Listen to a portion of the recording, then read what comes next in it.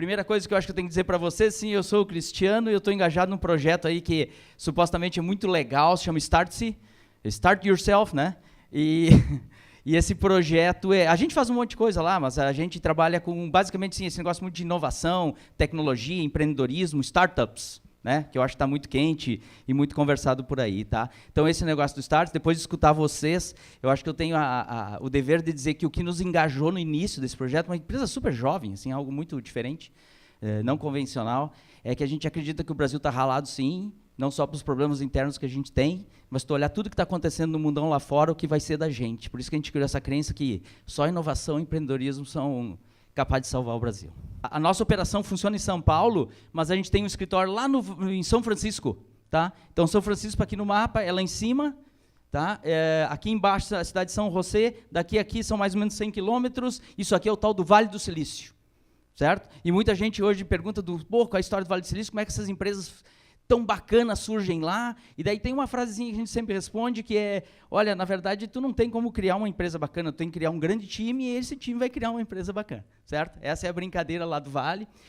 Eu gosto muito desse tema do PayPal Mafia, não sei se já ouviram falar isso. Essa turma criou essa startup da PayPal, os caras que saíram, eles construíram empresas incríveis. O pessoal que saiu de lá e criou o YouTube, teve um pessoal que saiu de lá e criou a Yammer, talvez vocês não conheçam, a Microsoft comprou por $1 bilhão essa empresa. O Yelp, o Square, o cara investiu no Facebook, LinkedIn, mas eu vim hoje, por recomendação do Dudu, falar de um cara dele que ele adora, que é o Elon Musk.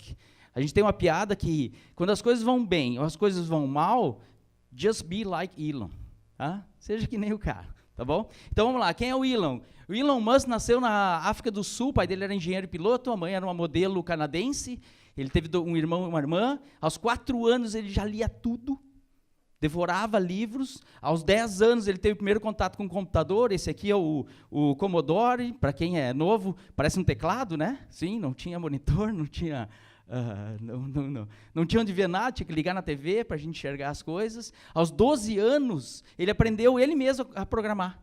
E ele fez um primeiro joguinho de computador chamado Blaster, e ele vendeu por $500, certo? Inclusive, se quem quiser curioso, entra na internet, dá para até jogar o joguinho. Muito simples, 1983, ele tinha 12 anos. Mas nem tudo era fácil na vida do Elon. Ele sofreu muito de bullying, diz que uma vez bateram nele na escola e ele desmaiou.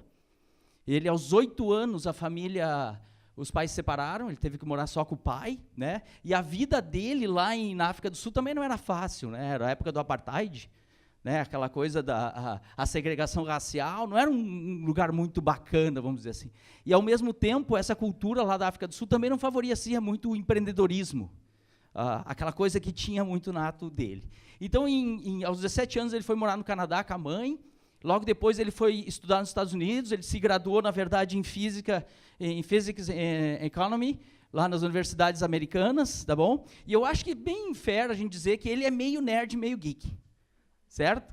Então, ele tem uma frase que ele diz assim, quando eu era bem pequenininho, eu realmente tinha medo do escuro, mas depois eu comecei a entender o que era escuridão, e talvez o Mr. Peter pode explicar para nós os fundamentos científicos da escuridão depois. Ele diz, depois que eu entendi, eu não tive mais medo desse negócio. Então, ele era bem geek. Daí, ele aplicou para Stanford, para fazer o PhD dele lá em Stanford, e ele atendeu a aula por 2 dias, por causa do FOMO, Fear of Missing Out. Então, o medo dele tinha de perder aquela bolha da internet. Então, ele disse assim, ele queria empreender, e ele foi empreender. Ele pegou com o irmão dele, o pai dele emprestou $28 mil para eles criaram essa empresinha chamada Zip2, Zip2, e 4 anos depois eles venderam para a Compaq por $307 milhões. Ali, ele fez $22 milhões. Então, 28 anos, tinha feito $22 milhões. Daí, o que ele fez? Foi para a Disney, mentira. Ele, 3 meses depois, ele começou outra empresa, em 99, chamado X.com, com 10 milhões que ele tinha. E daí ele fez um merge com outra empresa de tecnologia, e eles criaram uma empresa chamada PayPal, certo? Que fazia pagamento eletrônico. Na época, a grande dificuldade deles era conseguir cliente. Daí ele teve uma sacada. Eu disse assim, se tu me indicar um cliente e ela vier, eu te dou 20 pratas para tu gastar. E daí, se ela indicar outro, eu dou 20. E se ela gastar, eu dou 20. Ele gastou uns $5, $6 milhões fazendo isso, e daí ele parou de gastar, mas as pessoas não pararam de entrar, certo? Isso hoje é chamado como growth hacking, bem bacana. Foi ele que começou a criar essas coisas malucas. Mas ele era muito malucão. Ele era muito malucão nas coisas dele. E ele era meio brigão lá dentro da empresa de tecnologia. Ele resolveu tirar umas férias. Ele foi para a Austrália. Quando ele chegou lá, os caras ligaram para ele e disseram assim, Elon, nós estamos te demitindo de CEO. Não dá mais. Certo? Foi por isso que ele disse, esse é o problema de tirar férias. Por isso que ele nunca mais tirou férias da vida dele. Tá bom? Mas tudo bem, porque no outro ano, a eBay comprou a PayPal por $1,5 bilhão. Nesse caso, o Mr. Musk, o Elon, fez 165 milhões. Tá? E aí, ele pôde se envolver na coisa que era mais curtição dele, que era Marte. Ele disse assim, eu nasci na Terra, mas vou morrer em Marte, não na chegada. Certo? Essa foi a frase dele. E aí ele foi na Rússia e tentou comprar foguete dos russos. Os russos disseram assim, não, vou te vender foguete por $8 milhões. Ele falou, não, muito caro, vou fazer os meus. Ele pegou $100 milhões e comprou e começou uma empresa nada chamada SpaceX. Certo? E ele gostou tanto disso que ele descobriu que tinha uma startup lá tentando fazer carro elétrico. Daí ele foi lá e botou $70 milhões nessa startup chamada Tesla. E aí ele estava embalado. Né? Daí ele foi lá e achou que os primos dele, ele criou outra chamada Solar City, que é painel solar, energia solar. O cara estava bombando. Né? Daí chegou 2008. Puxa, só para você ter uma ideia do que aconteceu, isso aqui, você conhece aquele programa 60 Minutes? TV americana, aqui mais ou menos o cara está perguntando assim, Sr. Musk, esse papo aí de explorar o Marte, o espaço, os astronautas, o governo está tudo dizendo que você é louco, que você está falando é insano, você vai machucar as pessoas, o que tu acha disso? Vocês podem olhar as lágrimas ali no rosto dele, certo? E ele diz, realmente esses caras são meus heróis, e eu queria que eles viessem aqui ver o trabalho duro que a gente está tendo aqui. Na verdade, tanto a Tesla, como a SpaceX, como a Solar City, estava acabando a grana. E ele não estava conseguindo investidor para aquilo. Mas daí sabe o que aconteceu? A mulher dele largou ele. Certo? E nesse momento ali, daí como ele já era um cara público, as informações do mercado tinham que aparecer, e daí não eram só as empresas que estavam ruins, era ele que não tinha mais grana para fazer o negócio, e por isso que ele disse, 2008 foi o pior ano da minha vida, e aí aconteceu uma coisa, quando, no Natal mesmo, tá? Não é piada, no Natal ele recebeu uma ligação da Daimler, da Mercedes, dizendo, nós vamos botar $50 milhões no teu negócio, na Tesla. Okay? Eu não sei se vocês já tiveram a oportunidade de ver Tesla, então vamos dar uma voltinha? Então estamos dando uma voltinha de Tesla aqui agora, ok? Estamos andando pelo Vale do Silício, aqui está o nosso... Por acaso o nosso motorista não está mexendo em nada, estão vendo? Porque o Tesla, além de elétrico, é autônomo, ele tem 8 câmeras, um dos modelos tem 8 câmeras, e essas câmeras, estão vendo lá à direita as câmeras? Estão vendo que volta meio dá um quadrinho colorido? Ele está identificando, é uma árvore, é um pedestre, é um cachorro, é uma placa de pare, é uma placa para dobrar à esquerda, uma placa de velocidade, certo? Isso se chama Computer Vision.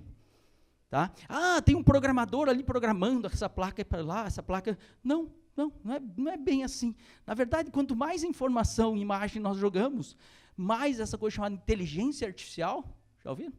Mais esse negócio processa, então quanto mais vê, mais usa, melhor o bichão fica. Isso chama Machine Learning and Deep Learning. E é meio assustador, porque a gente não sabe bem como é que o negócio aprende, e quanto mais usa, melhor fica, todo dia de noite, download de software na garagem, e vamos embora, e a coisa está cada vez mais incrível aí. Para vocês que talvez você não conheçam a Tesla, mas conheçam a GM e a Ford, então aqui diz o seguinte, em 2016, a Tesla perdeu 1 bilhão, a GM teve um lucro de 9, a Ford 4, daí a Tesla faturou só 4 bi, a GM e a Ford mais de 100, a Tesla fez 76 mil carros, a GM quase 10 milhões, e em abril de 2017, a Tesla começou a valer mais do que a GM. O que é isso? É uma aposta de quem vai ganhar esse jogo, talvez, certo? Vamos voltar para o SpaceX. Qual era a lógica econômica dele? O que é caro? Se eu pegar um foguete, jogar lá na atmosfera, largar o satélite, e eu pudesse voltar esse foguetinho inteiro, e eu encher ele de combustível de novo, abastecer no posto, e mandar de novo, cara, que economia, que matemática louca, vai ficar muito, mas muito mais barato fazer isso, certo? Só que então, agora é como se eu convocasse você o seguinte, agora todo mundo aqui está trabalhando no SpaceX, tá certo? E nós temos que tentar fazer isso, nós temos que levar o foguete para lá, trazer o foguete inteiro para a gente poder usar de novo. Só que tem um problema, a gente já tentou fazer isso várias vezes. Cada vez que a gente errou e explodiu um foguete, nós perdíamos uns 40, 50 milhões de dólares.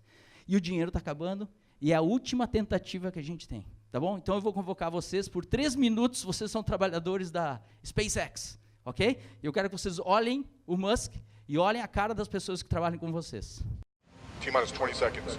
Stage 2 tanks pressing for flight. Flight computer has control of the vehicle. Do we see anything on the sensors that's a problem? No, nothing. I'll say go for launch. T-minus 10, 9, 8, 7, 6, 5, 4, 3, 2, 1.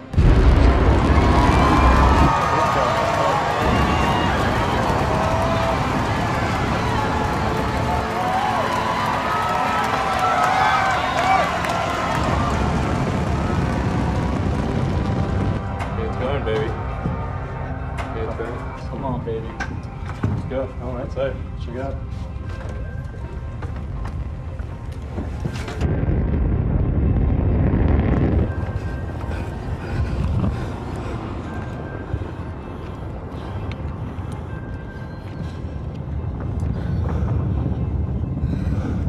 Speed 1.2 kilometers per second, downrange distance 11 kilometers. Shortly after main engine cutoff, we're going to separate the stages and begin the second stage ignition. Come on.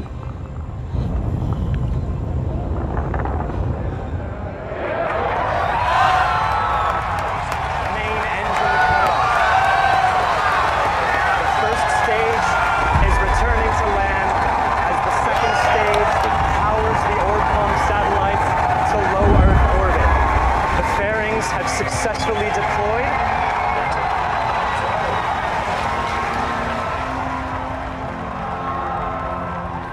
The first stage will soon begin its series of 3 burns to head back towards Cape Canaveral. Okay, where's the... Okay, this is bad. Potentially bad.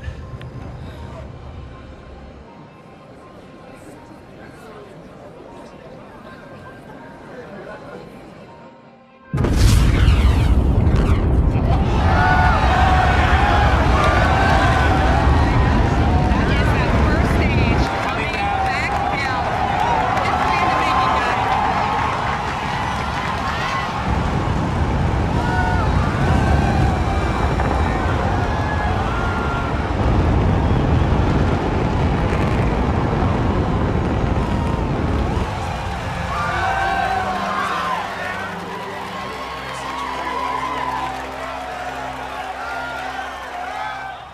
It's standing up. It's standing up. When we started coming in, it sounded like an explosion. Yeah, man. Oh my God. Yeah, look at this. Look at it. It's just sitting there. Look at that. What? Holy. Então, mostro aqui uma foto para vocês. Isso aqui é o que será Marte, segundo o Sr. Musk, tá bom? A colônia Marte é essa. Eles têm aí esses super mega foguetes, que tem um nome feio. E aí o que acontece? Eles dizem que em 2022 vão mandar 2 foguetões só com suprimentos para Marte. Em 2024 eles vão mandar 4 foguetes, 2 com suprimentos e 2 com passageiros, 100 pessoas em cada um. Então o Sr. Musk está indo bem. Solar City, não só painéis solares, agora tem os telhadinhos solares, né? Também tem as baterias, os Powerwall, ou seja, de noite, de dia pega sol, bota na bateria e alimenta a casa, né? A ideia é que energia será grátis para todo mundo. Que mundo será esse? Daí ele também brincou com o Hyperloop, que fez aquele cano, botou um tubo, disse assim, eu quero ir de São Francisco a Los Angeles em 15 minutos, porque ele trabalha em São Francisco e mora em Los Angeles, né? Então, que vida será se a gente pudesse ir daqui para Floripa em 12 e meio, né? Daí ele também agora, ele criou uma empresa chamada OpenAI, ou seja, a inteligência artificial aberta, ou seja, eles desenvolvem a tecnologia e deixam liberado para os outros utilizar, que legal. Daí ele também criou essa empresa, como o tráfego é muito ruim, se eu pudesse estacionar, o elevador leva para baixo, cria um cano e me joga lá do outro lado da cidade, e ele criou essa empresa, eles estão fazendo isso aqui, tanto é que eles deram um nome muito legal, né? The Boring Company, tá? Para isso. E aí, esse ano, para acabar, ele inventou uma outra, chamada Neuralink. O negócio aqui é mais ou menos... Ele criou uma interface entre o cérebro humano e o computador. Não sei, talvez para fazer download de coisa. Esqueceu alguma coisa, faz um upload. sei lá, tá? Então, esse é um mundo bacana, e semana passada ele lançou os caminhões elétricos e ele lançou o novo carro esportivo dele, o Roadster aqui. Na verdade, é um carro que vai de 0 a 100 em 1.9 segundos, é a primeira vez que um automóvel faz menos de 2 segundos, tá? Tá aqui o Super Bugatti, que era o mais rápido, esse aqui valendo $200 mil, esse aqui $3 milhões, o cara não para, né? E ele diz uma frase dentro da companhia dele que diz assim: falha aqui é uma opção. Se as coisas aqui dentro não estão falhando, é porque nós não estamos inovando, ok? Essa é a história dele e obrigado por estar aqui.